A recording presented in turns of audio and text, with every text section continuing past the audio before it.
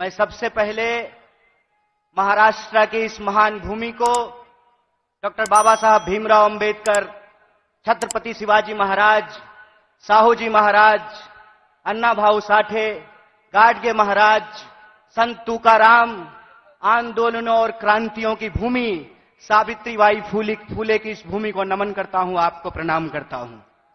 साथियों, बिना किसी औपचारिकता के मैं सम्मानित मंच का अभिनंदन करते हुए आप तमाम भारतीय राष्ट्रीय कांग्रेस के एक एक कार्यकर्ताओं का, समर्थकों का, मतदाताओं का, देश के कोने कोने में किसी भी माध्यम से इस कार्यक्रम से जुड़े हुए कांग्रेस परिवार के एक एक सदस्य को पार्टी की स्थापना दिवस के मौके पर हार्दिक बधाई देता हूं, आपका हार्दिक अभिनंदन करता हूं। दोस्तों, ये हम सबके लिए बड़े गर्व की बात है कि देश की सबसे पहली और सबसे पुरानी राजनीतिक दल, जो एक राजनीतिक दल नहीं है, जिसने आज के भारत का नींव रखा है, उस पार्टी का हम स्थापना दिवस मना रहे हैं। यह हमारे लिए गर्व की बात है। जब हम अपने पार्टी की स्थापना दिवस मना रहे हैं तो हमको कुछ बात अपने दिमाग में, अपने जहन में उतारने की जरूरत है।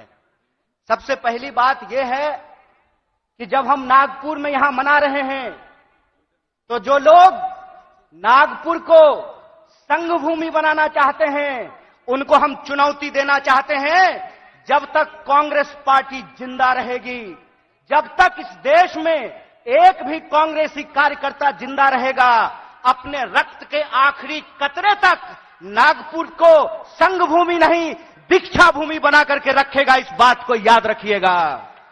इस बात को याद रखिएगा कि जिस देश में हत्यारों का गाना गाया जा रहा है, उस देश में महात्मा गांधी पैदा हुए हैं। और महात्मा गांधी ने जिस पार्टी को बनाया है, जब तक वो पार्टी जिंदा रहेगी, तब तक आप इंसान को इंसान से नहीं लड़ा सकते हैं। हम बोलते रहेंगे, रघुपति राघव राजा राम, पतित पावन सीताराम, ईश्वर अल्लाह तेरो नाम, सबको सन्मति दे भगवान। हम यह तराना गाता रहेंगे, इस बात को याद रखिएगा। और जब आज हम पूरे देश को यह संदेश देना चाहते हैं भारतीय राष्ट्रीय कांग्रेस की तरफ से कि हैं तैयार हम, तो किस बात के लिए तैयार हैं हम तैयार हैं इस देश के संविधान की रक्षा करने के लिए। आप तैयार हैं कि नहीं हैं? इतनी जोर से आवाज लगाइए कि यह आवाज नागपुर से दिल्ली तक पहुंचनी चाहिए। आप तैयार हैं कि नहीं हैं? हम तैयार हैं इस देश की जमहूरियत को बचाए रखने के लिए।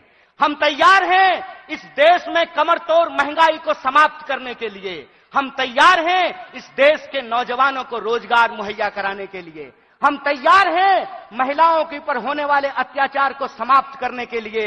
हम तैयार हैं आजाद देश में आजादी की रक्षा के लिए। हम तैयार हैं, यह हमारा संकल्प है। और जब हम इस संकल्प को दोहरा रहे हैं तो एक चुनौती भी हम लोगों को समझना पड़ेगा भाइयों।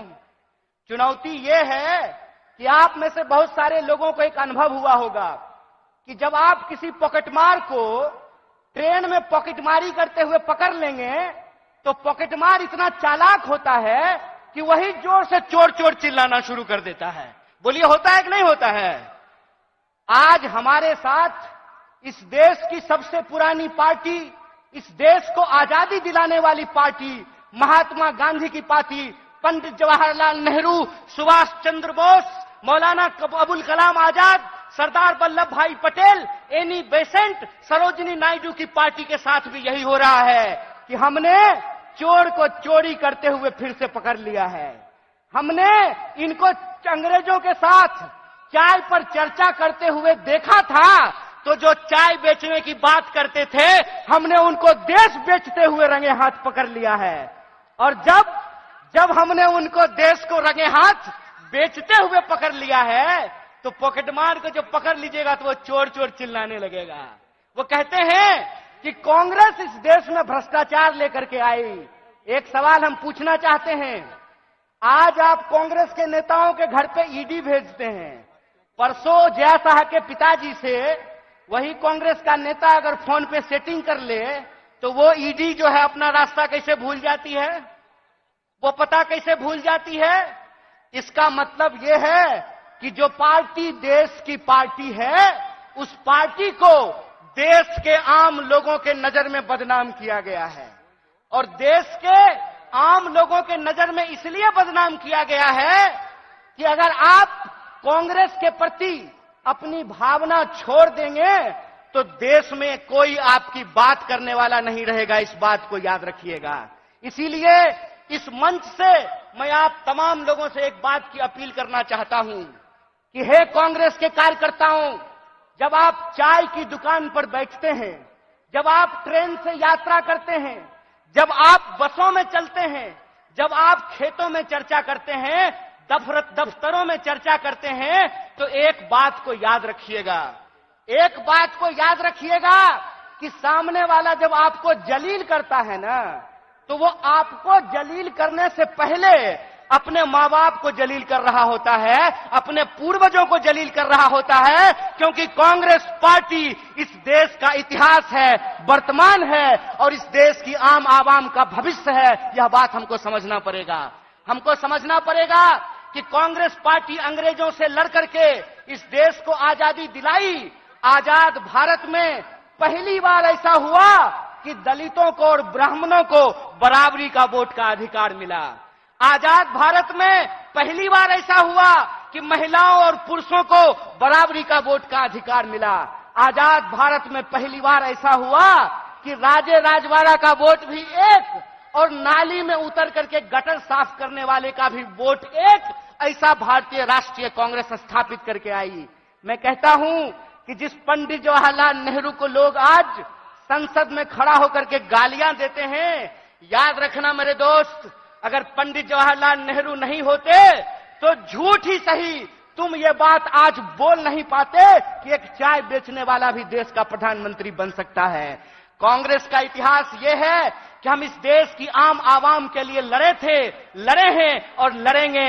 इसीलिए माननीय मल्लिकार्जुन खड़गे साहब अपने 50 साल के राजनीतिक इतिहास में एक कांग्रेस के आम कार्यकर्ता से भारतीय राष्ट्रीय कांग्रेस के राष्ट्रीय अध्यक्ष बने हैं।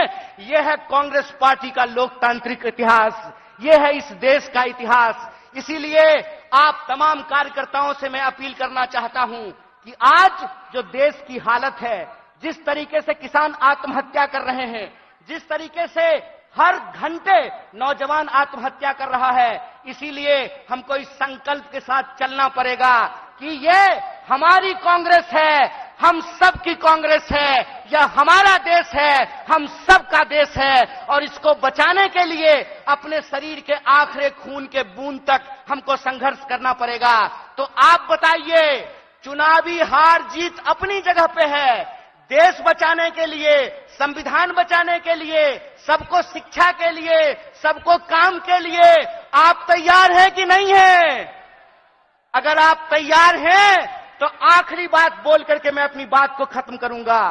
हमारी रगों में उन पूर्वजों का खून बहता है जिन्होंने इस देश को अंग्रेजों की 200 साल की गुलामी से आजादी दिलाई थी। जब हमारे पुरखे अंग्रेजों की टैंक से नहीं डरे, जब हमारे पुरखे बलिदानियों का इतिहास बनाया, जब हमारे पुरखे फांसी के फंदे को हंसते हंसते चूम लिया, तो तुम एक बात जान लो भाई, तुम्हारा जो फ्रंटल ऑर्गेनाइजेशन है ना, ईडी और सीबीआई, उससे हम घड़ी घंट नहीं डरने वाले हैं। आप लोग डरने वाले हैं क्या? तो इस देश की बचाने की लड़ाई में सबको शिक्षा के लिए, सबको काम के लिए और इस देश के हर आवाम को बराबर के आत्मसम्मान के लिए आप संघर्ष करेंगे कि नहीं करेंगे? अगर हम पूरी तरह से संघर्ष करेंगे तो आखिरी अपील के साथ, आखिरी बात के साथ अपनी बात खत्म करता हूं कि कहते हैं कि कैसे आकाश में सुराख नहीं हो सकता, एक पत्थर तो तबीयत से उछालो यारो। अगर कांग्रेस का एक एक कार्यकर्ता आज भी गांधी को अपने दिलों में बसा करके सड़कों पे निकल जाए तो इनको हम सिर्फ हराएंगे नहीं, बल्कि एक नए भारत का, भारत के सपने का निर्माण करेंगे। इन्हीं शब्दों के साथ एक बार पुनः अपने पूरे नेतृत्व को धन्यवाद अदा करते हुए और हमारे नेता मुकुल जी को धन्यवाद अदा करते हुए आप सबका धन्यवाद अदा करते हुए अपनी बात को खत्म करूंगा। शुक्रिया। इनकलाब जिंदाबाद। जय हिंद, जय भारत, जय कांग्रेस।